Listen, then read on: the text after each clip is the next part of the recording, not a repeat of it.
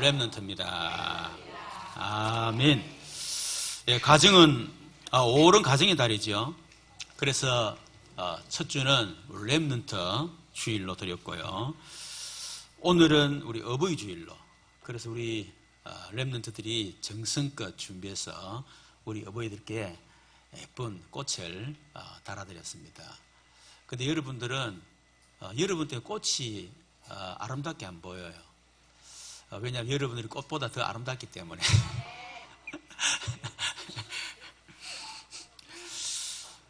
그리고 이제 다음 주는 서성의 주일, 그리고 마지막 주일은 부부 주일로 우리가 지내게 될 것입니다. 하나님이 창조하신 원래 가정, 어떤 가정을 잘 알아야 되겠죠. 창세기 1장 26절 28절에 보면 하나님이 이르시되 우리의 형상을 따라 우리의 모양대로 우리가 사람을 만들고 그들로 바다의 물고기와 하늘의 새와 가축과 온 땅과 온 땅에 기는 모든 걸 다스리게 하자 하시고, 그게 하나님의 의도입니다. 그래서 하나님이 자기 형상 곧 하나님 형상대로 사람을 창조하시되 남자 여자를 창조하시고, 다시 오늘 가정을 하나님이 창조하셨단 말이죠. 하나님은 그들의 복을 주시며 하나님이 그들에게 이르시되 생육하고 번성하고 땅에 충만하라, 땅을 정복하라, 바다의 물고기와 하늘의 새와 땅에 움직이는 모든 생물을 다스리라 하시니라. 하나님이 우리 인간을 창조할 때 하나님은 하나님의 의도를 가지고 창조하셨어요. 그래서 우리는 우리 가정을 창조하시고 또 우리 가정을 만들어주신 그 하나님의 의도, 하나님의 계획, 그것을 우리가 잘 알아야 됩니다. 하나님의 원래 의도를 얘기하는 거죠. 우리가 잘 먹고 잘 살자 하는 그런 말고 하나님이 창조한 원래 의도, 그걸 우리가 잘 알아야 될 것이고, 그리고 우리 인간은 하나님의 형상 가진 영적 존재를 창조하기 때문에 그래서 인간은 반드시 하나님과 함께 할 때만 행복하게 창조하셨어요. 그것이 바로 우리 인간의 행복의 원리입니다. 그리고 하나님이 우리 인간에 복을 주셔서 생육 번성 땅에 충만 정복하는 엄청난 그런 복을 주셨죠. 그래서 우리 가정은 하나님으로부터 복을 받아야 된다는 겁니다. 그래야만 생육 번성 땅에 충만 정복 다스리는 그런 응답이 오는 거예요. 이것이 하나님 창조 원래 가정이죠. 그래서 이 축복을 영원히 누릴 수 있는 조건을 주셨어요. 그 조건이 창세기 2장 17절입니다.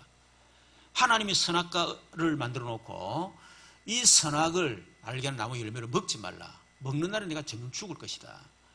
다시 말해 하나님은 선악과를 가지고 언약 맺으셨습니다. 그 언약의 내용이 뭐냐면 선악과를 먹지 말라는 거예요. 그 말은 단순하게 열매도 열매지만은 하나님 떠나지 말라는 것입니다. 하나님을 떠나면 그때부터 인간의 불행은 행복은 끝이라는 거죠. 그때부터 모든 불행의 시작이 된다는 것입니다. 그래서 하나님 떠나지 말라는 거예요. 하나님 함께 살아라. 내하고 함께 살자. 그러면 내가 너희들을 다 행복하게 만들어주고 내가 너희를 축복할 테니까 나와 함께 살자. 그것이 하나님이 우리에게 원하는 것입니다. 뭐 그게 그렇게 힘든 거 아니잖아요.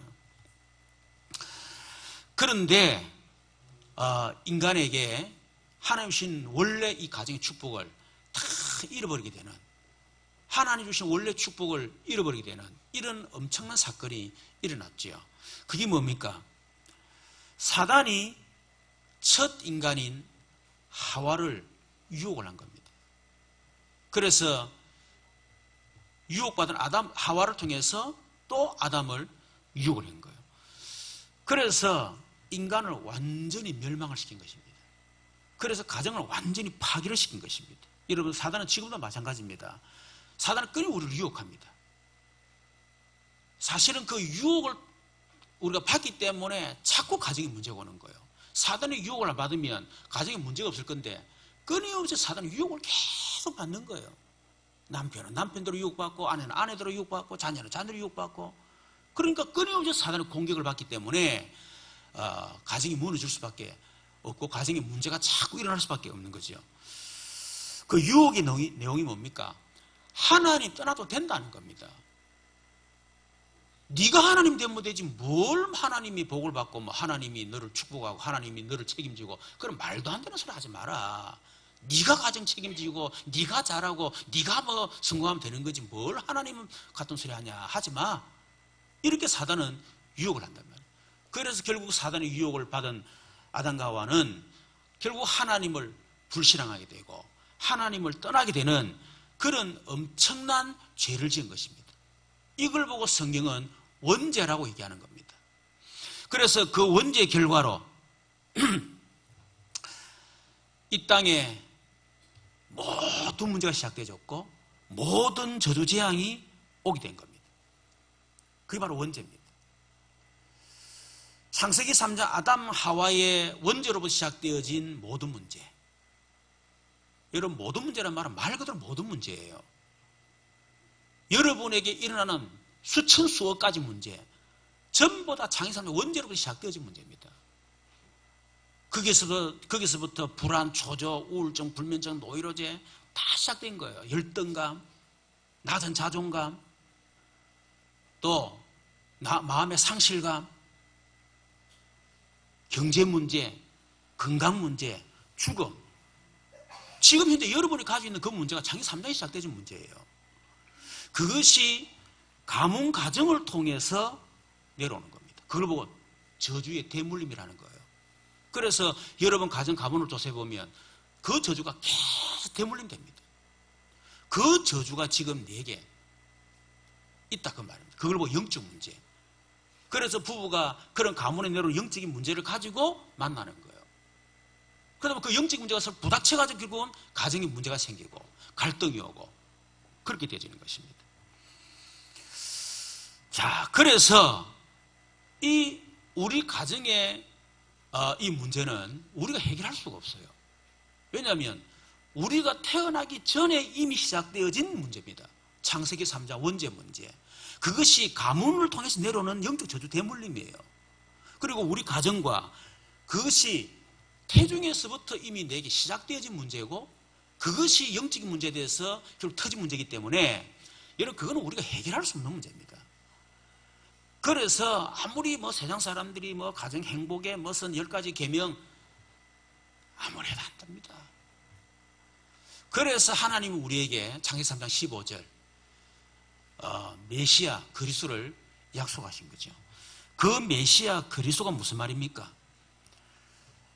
사단의 일을 멸하신 참왕, 하나님을 만나고 하나님의 축복을 받고 하나님 앞에 응답받을 수 있는 참 선지자, 그리고 이 저주 재앙을 해결하신 참 제사장, 그 세 가지 그 일을 하신 그분이 바로 그리스도 메시아입니다. 다시 말해 창세기 3장 인간의 근본 문제, 여러분에 있는 그 문제가 아니라 그 문제 근본 문제 있잖아요.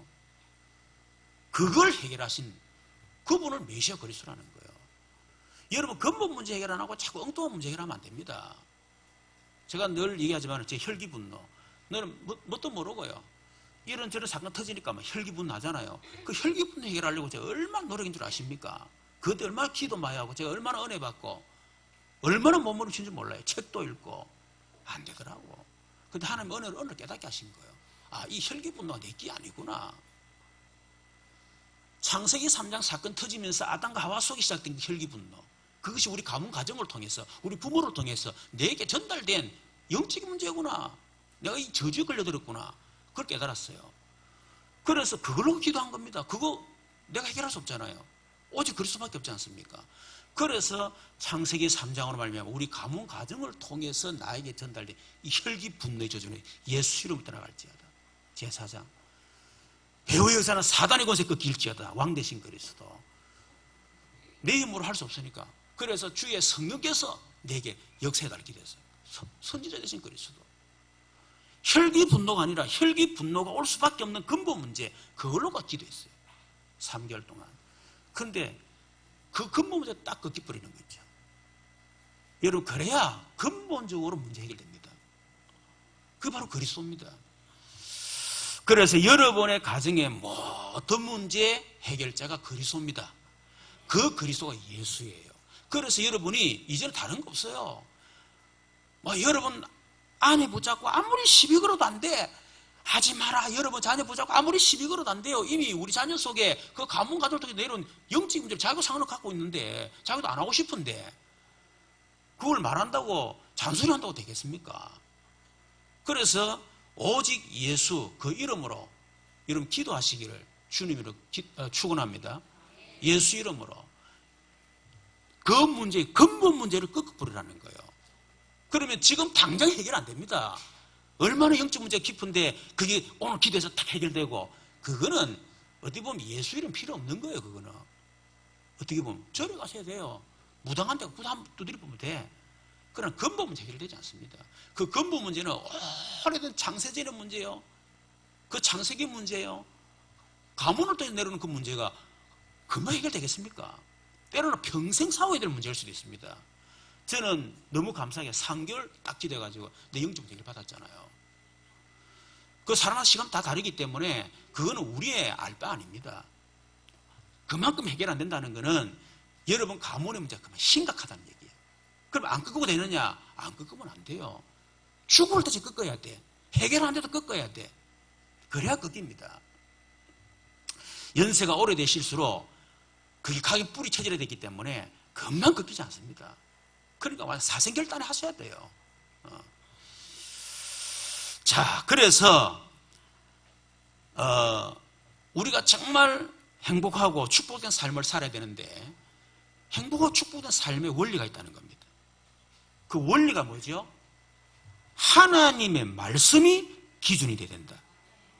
그래서 우리가 정경 이렇게 할 때에 캐논, 우리 캐논 카메라 있지 않습니까? 그 캐논이란 말이 뭐냐면 기준, 잣대, 규범 그 말이에요. 다시 말하면 우리가 하나님 말씀은 기준입니다. 표준입니다. 규범입니다. 이거 벗어나면 안 된다는 거예요. 벌써 내 인생에 잣대가 굽어져가 있어.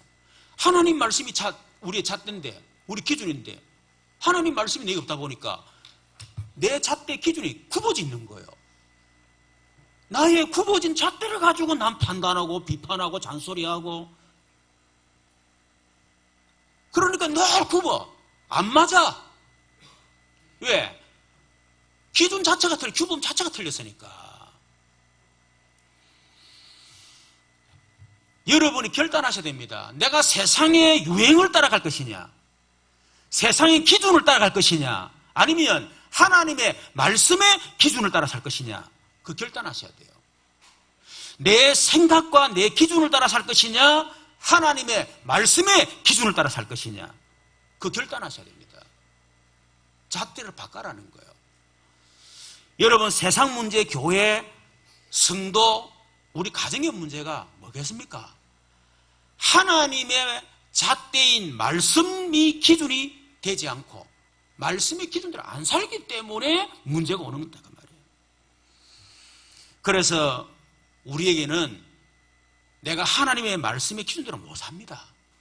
하나님 말씀 기준대로 살 사람 누가 있습니까? 아무도 없어요. 그러나 우리의 중심은 나는 하나님의 말씀의 기준대로 내가 살아야 되겠다 하는 중심이 있어야 된다 그 말입니다. 여러분 문제가 왔을 때도 내가 그래 못 살았다 할지라도 항상 어디로 돌아가야 되느냐? 말씀의 기준으로 돌아가야 돼요. 내가 말씀대로 못 살았어. 말씀의 기준에 벗어났어. 내가 말씀의 기준대로 우리 자녀를 양육하지 못했어. 그래서 문제가 왔구나. 여러분 늘 말씀의 기준으로 돌아가야 된다니까. 레위기 18장 1절에 5절에 보니까요. 여호와께서 모세에게 말씀하여 이르시되 너는 이스라엘 자손에게 말하여 이르라. 나는 여호와 너의 하나님이니라. 너희는 너희가 거주하던 애굽 땅의 풍속을 따르지 말며 내가 너희를 인도할 가나안 땅의 풍속과 규례도 행하지 말고, 이 말은 세상 기준을 따르지 말라는 거예요. 너희는 내 법도를 따르며 내 규례를 지켜 그대로 행하라.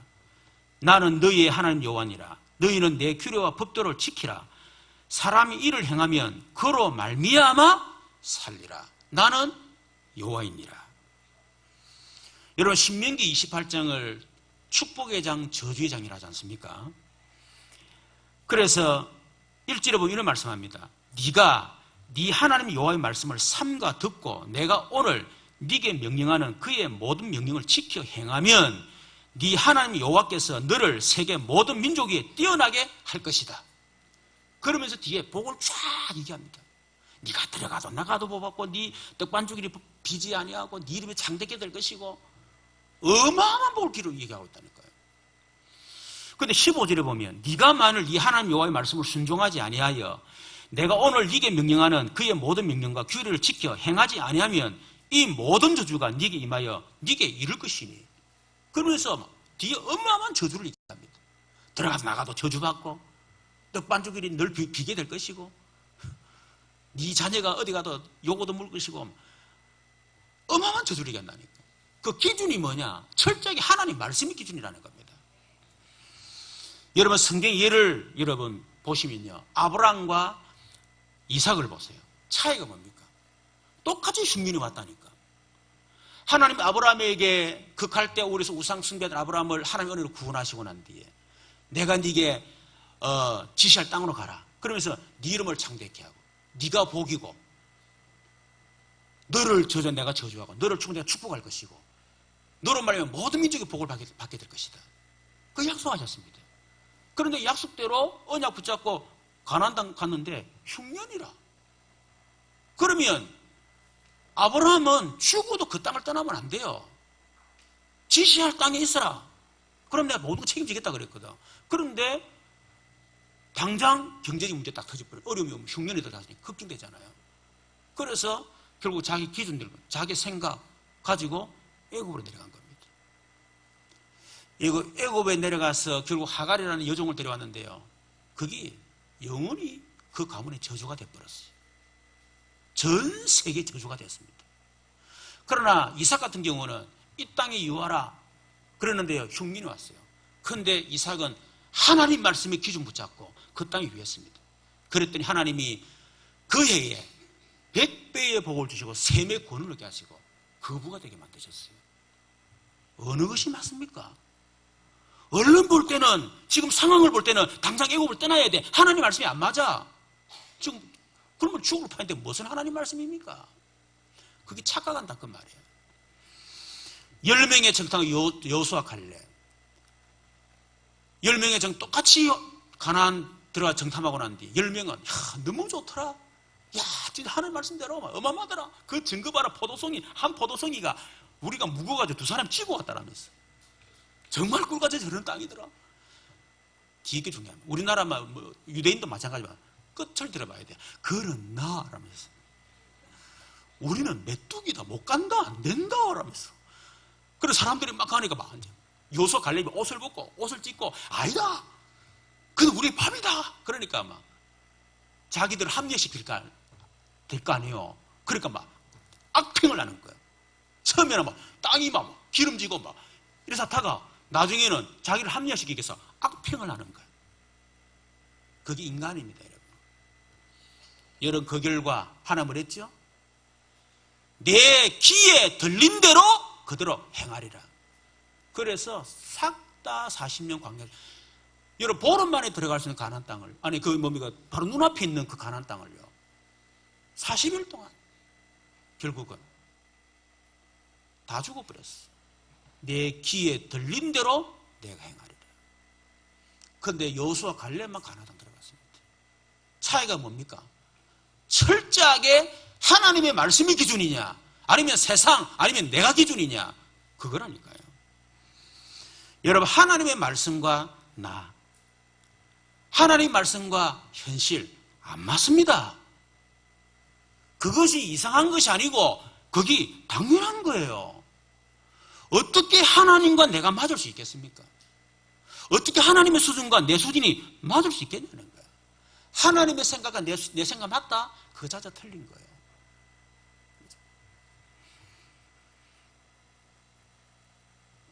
자, 여러분 그럴 때 여러분 어떻게 됩니까? 하나님 말씀은 내하고 안 맞아. 어떻게 되죠? 하나님의 말씀을 자꾸 내 수준, 내 생각 끌어 맞추지 마세요. 내 현실에 맞추지 마세요. 성도들이 착각한다고 자꾸. 실수하는 게 뭐냐면 하나님 말 내가 안 맞으면 말씀을 내 수준 끌어내라. 현실에 끼 맞추려고 그러고. 그래서 응답이 없는 겁니다. 그래서 평생 신앙생활 했지만은 내 수준에 머물고 있는 거예요. 내 기준이 안 바뀌는 거예요. 내 삶에는 응답이 전혀 없다는 말이야. 10년, 20년 예수 믿어도. 여러분이 말씀과 나와 말씀과 현실이 안 맞을 때 여러분이 내 기준, 내 생각 버리고 하나님의 말씀을 언약으로 붙잡기를 바랍니다. 그리고 그 말씀 속으로 들어가세요. 그러면 어느 날 지나오면 문제와 상관없이 여러분 하나님 말씀이 내게 삶에 응답의 실현이 되집니다. 여러분 하나님 말씀 아무리 봐도 말씀이 실현이 우리 안 나타나. 그럼 백날 여러분 하면 뭐 할 겁니까? 그렇잖아요. 말씀이 내게 나타나고 응답이 되고 말씀이 성취가 되고 우리가 막 잘 살고 못 살고가 아니라 그렇게 우리가 신앙생활 해야 되지.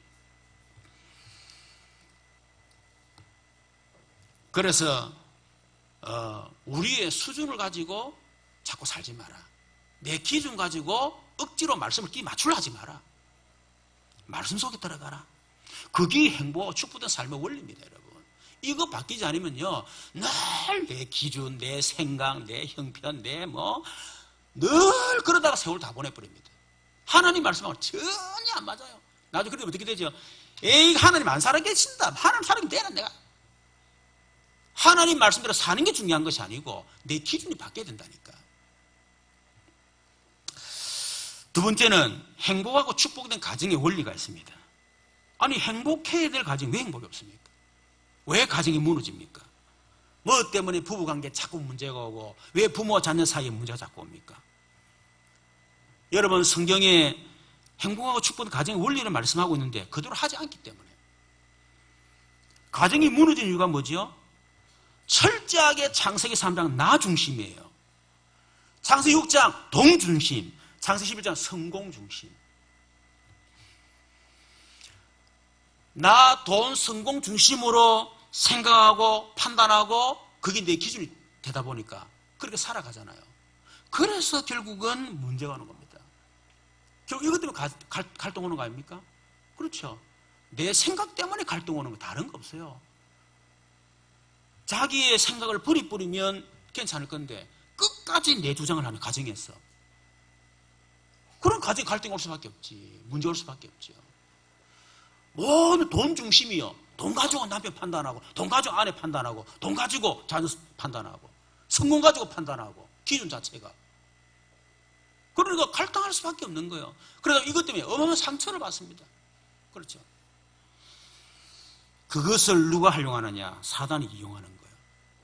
여러분, 왜 상처받죠? 내 생각 때문에 상처받는 겁니다. 내 기준 때문에. 돈 때문에, 성공 때문에 그들 상처받는 거예요. 그러면 행복하고 축복된 가정의 원리가 뭡니까? 창세기 3장 나 중심을 창세기 4대 1장 1절 그리스도 중심으로 바꾸어라. 돈 중심이 아니라 4대 1장 3절 하나님의 나라 중심으로 바꾸어라. 성공 중심이 아니고 4대 1장 8절 세계 복음화 중심으로 바꾸어라. 여러분, 내 중심이 아니고 그리스도가 가정의 주인 될 때 우리 속에 있는 개인의 영적 문제 해결됩니다. 여러분 기준을 바꾸지 않으면, 그리스도가 여러분 주인이 되지 않으면 여러분 자신에 있는 영적 문제 절대로 해결 안 됩니다. 안 바뀝니다. 죽어도 안 바뀝니다. 사단은 끊임없이 그걸 가지고 여러분을 괴롭히고 여러분을 넘어뜨리고 실패하게 만들고요, 불행하게 만들고 끊임없이 그렇게 할 것입니다. 그래서 그리스도가 내 인생의 주인으로 완전히 바꿔야 됩니다. 여러분 그리스도가 여러분 가정의 주인 될 때 여러분 가정 가문에 내려오는 지옥 배경이 무너지고요, 여러분 저주 재앙이 그때 떠나가는 것입니다. 여러분 가정이 돈 중심이 아니고 하나님 나라 중심이 될 때 여러분 가정에 경제 문제를 주고 가정을 자꾸 분열시키는 사단의 나라가 무너지는 것입니다. 세계복음화 중심이 될 때 그때부터 성령이 역사하기 시작하시는 것입니다. 여러분 가정에 성령이 역사하셔야죠. 여러분 사업에 성령이 역사하셔야지. 그렇죠. 그래야 사도 2장의 응답이 나타납니다. 그때부터 하나님의 능력이 나타나기 시작하고, 그때부터 닫힌 문이 막 열리기 시작하고, 그때 말씀이 성취되기 시작하고, 그때부터 삼천제가 일어나고, 그때부터 전도 운동이 막 일어난다 그 말이에요. 여러분, 저번 주에 우리 어린이 주일, 우리가 사는 단어로 렘넌트 주일을 보냈습니다. 자, 우리 자녀 교육은 어떻게 되겠습니까? 철저하게 말씀의 기준으로 해라. 에베소 6장 4절에 보니까 아비들아 너희 자녀를 노엽게 하지 말고 오직 주의 교훈과 훈계로 양육해라. 어떻게 됩니까? 너희 자녀를 노엽게 하지 말라. 이 말은 뭐죠? 결국 자녀 문제는 100% 부모 문제라 그 말입니다. 자녀 문제는 100% 부모 책임이에요. 우리 부모들은 우리 자녀 문제를 볼 때 그렇게 책임 결국 올라오면 창세기 3장 근본 문제지만은, 그러나 자녀를 볼 때 내 책임이구나, 우리 자녀 문제고 내 문제구나, 그런 의식이 있어야 됩니다. 문제 청소년들은 반드시 문제 부모가 있다는 사실을 우리는 너무 잘 알지 않습니까? 사회 문제를 일으키는 청소년 그 대부분 결손가정 자녀들이에요. 너희 자녀를 노엽게 하지 말란 말은 자녀들을 화나게 하지 말라는 겁니다. 왜 자녀를 자꾸 분노케 하고 뭐 때문에 자녀를 자꾸 화나게 만듭니까? 부모님들이 삶으로, 말로 자꾸 자녀에게 상처를 주니까. 왜 상처를 주지요? 부모들 기준이 창세기 3장 내 기준이에요. 내 기준 가지고 자꾸 애들한테 말하는 거예요. 그러니까 애들이 상처가 되는 거예요. 화가 나는 거예요. 창세기 6장 부모들은 돈 중심으로 얘기합니다. 창세기 11장 성공 중심으로 애들 얘기하거든. 말은 아니지만은 실제로 성공 중심이에요. 그거 가지고 우리 자녀들에게 계속 상처를 주는 겁니다. 여러분, 상처를 받은 자녀는 그 상처가 영혼 속에 무의식, 잠재 의식 속에까지요, 각인 뿌리를 계속 내립니다. 이것이 상한 감정으로, 그래서 비교의식으로 열등감, 낮은 자존감, 미움과 정오심으로 분노로 발전하는 거예요. 이것이 깊어지면서 정신 문제로 영적 문제가 되어지고 결국 이 삶으로 체질화되는 것입니다. 그렇기 때문에 결국 인간을 실패하게 만들고 사회생활 실패, 가정생활 실패, 결국 교회와 신앙생활 실패하게 되는 것입니다. 여러분, 부모가 자녀에게 준 그 상처, 여러분, 그것이 우리 자녀의 모든 삶을 다 무너뜨린다는 사실을 우리는 알아야 됩니다. 그래서 오직 주의 교훈과 훈계로 양육해라. 그 말은 내 기준, 내 생각으로 양육하지 말고 주의 교훈과 훈계로, 다시 말씀의 기준 가지고 양육해라. 이 말이에요.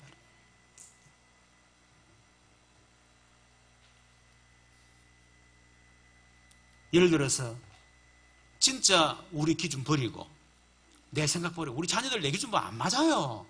맞는 자녀가 있습니까? 그렇죠. 그거 버리고 하나님 말씀으로 딱 양육하면요, 설상 가서 애가 잘못됐다, 그래 하나님 책임져 주십니다. 그래 철저하게 사도 1장 1절 그리스도 중심, 1장 하나님 나라 중심, 1장 8절 세계보마 중심으로 우리 자녀들을 양육하라 그 말입니다. 오늘 우리 어버이 주일인데요.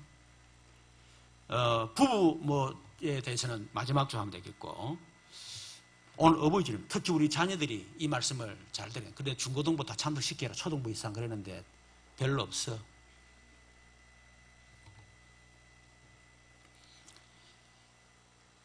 여러분, 행복하고 축복된 가정의 원리가 뭐죠?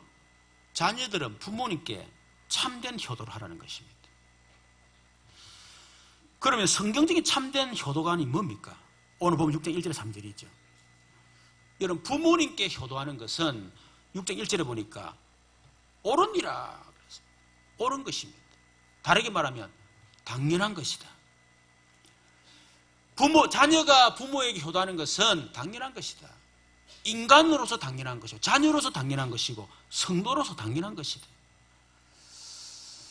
우리가 당연히 해야 될 것을 하지 않는데 우리가 다른 응답을 기대한다.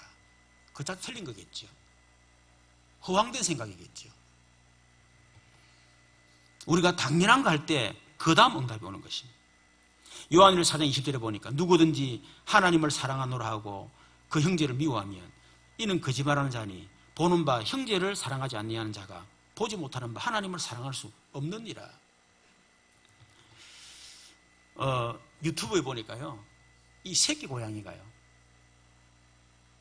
지는 안 먹으면서 뭔가 자꾸 갖다 날라. 그래서 카메라가 다 이렇게 이제 촬영을 한 거예요. 보니까 어미가 죽어 있어. 죽어 있는데요, 이 새끼는 모르고 새끼가 엄마한테 음식을 지는 안 먹으면서 갖다 나르는 거야. 그러면서 죽은 엄마 몸을 계속 혓바닥으로 핥아주는 거 있지. 원숭이 욕하지, 원숭이란다. 고양이 욕하지 마세요.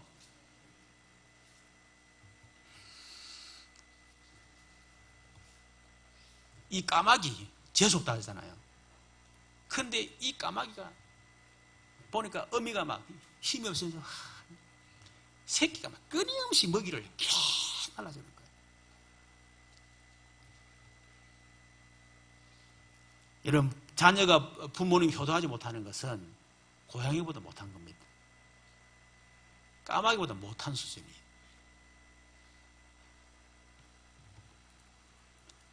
여러분, 부모님의 사랑은 조건 없이 주는 사랑이요, 아낌없이 주는 사랑이요, 아가페친 사랑이에요.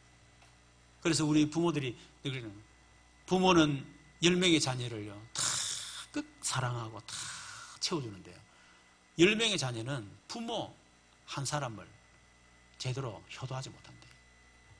그게 부모 자녀 차이가 아니겠는가 그런 생각입니다. 그래서 부모님께 효도하는 것 옳은 거 당연한 것이다. 그리고 2절에 보면 첫 계명이니라. 10계명 중에요, 10계명을 두 개로 나누잖아요. 1계명, 4계명 하나님에 대한 계명이고, 5계명부터 10계명까지는 사람에 대한 그런 계명입니다. 그 사람에 대한 제일 첫 번째 계명이 뭐냐면 내 부모를 공경해라. 여러분, 이게 뭡니까? 근본과 기본과 기초라는 겁니다. 하나님과의 관계에 있어서 근본, 기본, 기초예요. 우리가 인간관계에 있어서 내 부모를 공경하라. 이것이 근본, 기본, 기초입니다.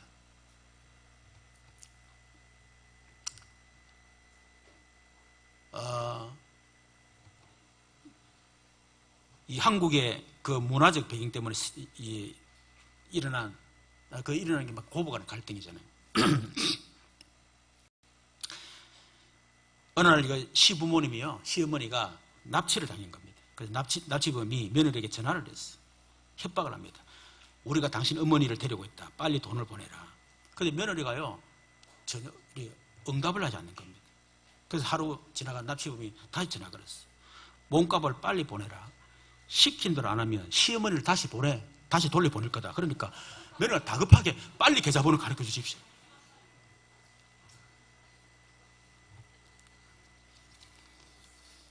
우선 이걸 보고 이제 우프다 그러잖아요. 우습고도 슬픈 얘기는 현실을 반영하는 겁니다. 우리가 제대로 부모님 나를 낳아주신, 끊임없이 나를 사는 그 어머니 하나 제대로 우리가 효도하지 못하면서 다른 걸 하겠다. 이미 기본, 기초, 근본이 무너져 있는데 다른 거 하겠다. 그게 되겠습니까? 어떻게 효도해야 됩니까? 오늘 말씀합니다. 주 안에서 너희 부모에게 그랬습니다. 주 안에서 해야 됩니다. 주 안에서 하란 말은 두 가지 의미가 있습니다. 정도를 말합니다. 정도. 어느 정도에 되겠냐? 주 안에서 해라. 무슨 말이냐면 주님이 나를 사랑하신 것처럼 나를 위해서 십자가에 못 박혀 돌아가실 만큼 부모님을 사랑해라. 우리 주님이 나의 허물과 나의 부족함 어떤 조건도 물어보지 않고 나를 사랑하신 것처럼 우리 부모님에게도 우리 부모님의 허물, 우리 부모님 부족함, 우리 부모님에게 어떤 조건도 붙이지 말고 주님이 우리를 사랑하신 것처럼 그렇게 사랑해라. 그 정도를 말하는 겁니다. 그러니까 진짜 효자는 그런다 하잖아요. 효자는 효해놓고도 나는 불효자다. 근데 불효자는 조금 해놓고요, 할 거 다 했다 하면서. 두 번째는 조건을 말합니다. 성도들 가운데 이 효도관이요, 성경적 효도관이 아니고 유교적 효도관을 가진 사람이 많이 있습니다. 성경적 효도관은 뭐냐? 주 안에서 해라.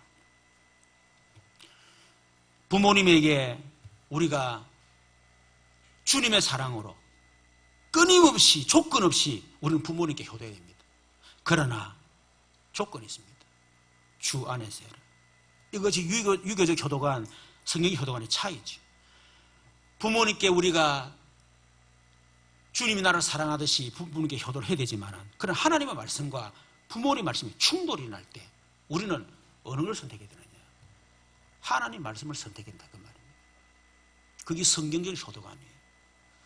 제사 문제, 아무리 이런 부모님이 돌아가실 때 내 제사 지내라, 그래도 그거는 하시면 안 됩니다. 그거는 고린도서 10장 20절에 대저 이방인이 제사를 지내는 귀신과 교제하는 것이니라. 여러분, 그 귀신의 제사 지내는 거예요. 그는 하나님 말하면 충돌을 해요. 그는 순종하면 안 됩니다. 가정이 망하는 길입니다. 또 여러분, 주일 예배도 마찬가지예요. 부모님의 생신과 주일이 부닥쳤다. 어떻게 되느냐? 여러분, 말씀을 선택해야 됩니다. 그게 성경의 원리입니다. 그래서 신앙생활을 하기 힘든 사람이 누구냐? 효자들이에요. 육신적으로는 효자가 얼마나 좋습니까? 영적으로는요, 그게 사단의 통로입니다. 그 자체가 사단의 역사, 그 말은 아니지만은 기준이 잘못되면 효를 통해 사단이 역사한다는 거예요. 여러분이 성경적인 효도를 할 것이냐, 유교적인 효도를 할 것이냐, 그 기준 바꾸셔야 됩니다. 그것이 부모를 위하는 길이고요. 그것이 가정 행복의 원리입니다. 그것이 여러분, 이 보면 아내들이 힘들어하는 이유가 뭐냐면 남편이 너무 효자야. 그것 때문에 부인이 굉장히 힘들어하는 부인들이 많이 있습니다. 아내들이. 쉽지 않겠지만. 그런데 평소에 어머니에게 부모님 너무 잘해요. 여러분, 주일 한 번 안 갔다고 부모님이 삐끼겠어요? 아닙니다.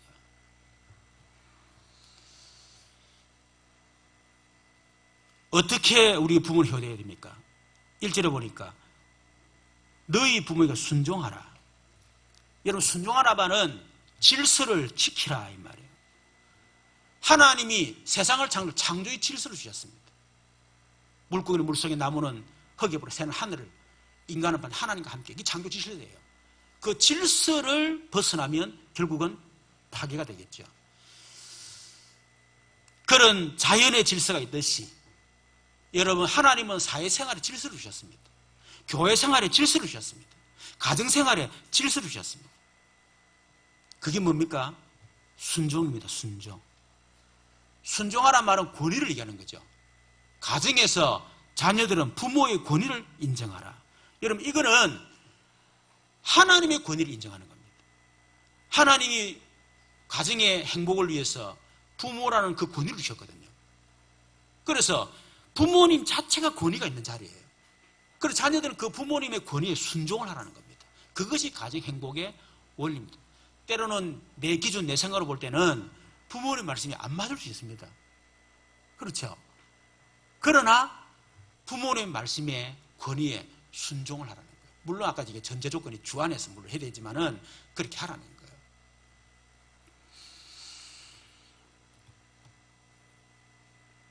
여러분 가운데 우리 부모님 너무 이상해요. 그래 권위 순종할 수가 없어요. 여러분, 그럴수록 더 순종하세요. 그때 하나님의 축복이 더 큽니다. 여러분, 제가 마음에 안 들 때 많이 있지 않습니까? 제가 여러분 마음 어떻게 다 맞추겠어? 여러분보다 수준이 낮을 수도 있고, 말도 안 되는 짓을 할 수 있고, 그렇겠죠. 말 안 되는 말을 해도요. 그래도 여러분이 하나님의 권위를 생각하고 순종하세요. 그게 교회의 질서입니다. 그럼 하나님이 책임져 주십니다. 또 하나님이 그분에게 복을 주십니다. 반드시 그렇습니다. 반드시 그래요. 순종하라는 말 속에는 귀를 기울여라, 그런 의미가 있습니다. 우리가 부모님 권위에 순종하려고 그러면 부모님 말씀에 귀를 기울여야 돼요. 그렇죠. 그래야 내가 권위 순종할 거 아닙니까? 어떻게 해요? 네 아버지 어머니를 공경하라. 공경이 돼요. 우리 히브리어로 공경하라는 말은 무겁다, 무게를 두다 그 말이에요. 부모님을 가볍게 대하지 말고 무겁게 대해라. 함부로 대하지 마라. 부모님의 말씀을 함부로 대하지 마라. 부모님 한마디 한마디 말씀을 무겁게 대해라. 그 말입니다. 비중 있게 대하라. 그 말이죠. 그래서 하나님을 경외하라. 이 말과요, 부모님께 공경하라. 이 말이 같은 동의어로 사용하고 있습니다. 하나님을 경외하듯이 부모님을 공경해라. 그 말이에요. 잠언 23장 22절 보니까 너는 너를 낳은 아비에게 청종하고 네 늙은 어머니를 경히 여기지 말지니라. 이 교회 주일학교 유치부에 다니는 아이가요, 집에 가서 뭔가 참 이렇게 암송을 하는 거예요. 보니까 10계명을 암송하는 거라. 그래서 부모가 가만히 들어보니까, 아버지 들어보니까요, 내 부모를 공경하라 이 말을 이 아이는 이제 약간 아주 어색하잖아요. 그러니까 내 부모를 공격하라 이렇게 하는 거예요. 그러니까 이제 아빠가 불러요. 공격이 아니라 공경이다, 공경. 그러니까 아들이, 얘가 하는 말이, 그러면 공경과 공격이 무슨 차이예요? 그러니까 공경은 아빠 말씀 잘 듣고 그러니까 존경하고 사랑하는 걸 말하는 거다. 공격은 막대에 덤비는 거다. 근데 아이가 하는 말이, 그런데 아빠는 왜 할머니한테 공경하는 공격해요? 저는 다 잘 압니다. 우리 자녀들이 부모님 어떻게 하는가 안다니까. 공격하는지 공경하고 있는지. 여러분, 효도하는 자에게 주신 약속이 뭐죠? 3절에 네가 잘되고 땅에서 장수하라. 잘된다 말은 만사 형통. 이거는 영적인 형통뿐만 아니라 육신의 형통, 물질 다 포함됩니다. 그래서 가하 만사성 그런 말 있지 않습니까? 그리고 장수하리라. 장수의 복을 하나님 주시겠다. 여러분이 정말 성경적인 그런 효를 통해서 여러분이 형통하고 그런 장수의 복을 누리시기를 주님 축원합니다. 우리 자녀들은 부모의 영향에서 벗어났어요. 그게 뭐죠? 내가 치유받은 증거입니다. 치유받지 못하면 늘 부모의 영향 아래 있어요. 부모가 준 상처, 부모가 준 말 한마디, 부모의 삶 벗어나야 돼요. 영향 벗어나 버려야 돼요. 치유의 증거. 부모 수준을 넘으세요. 그게 뭡니까? 복음의 정연입니다. 여러분, 정말 복음이 되지면요, 부모님 수준을 뛰어넘어 버립니다. 부모님 이해 다 하고, 그렇죠? 정말 부모님 사랑하고, 생각도 그러고, 모두 부모 수준 다 뛰어넘어 버려요. 세 번째, 부모님께 효도할 만큼 여러분 응답받기를 바랍니다. 여러분 응답의 기준이 뭐냐?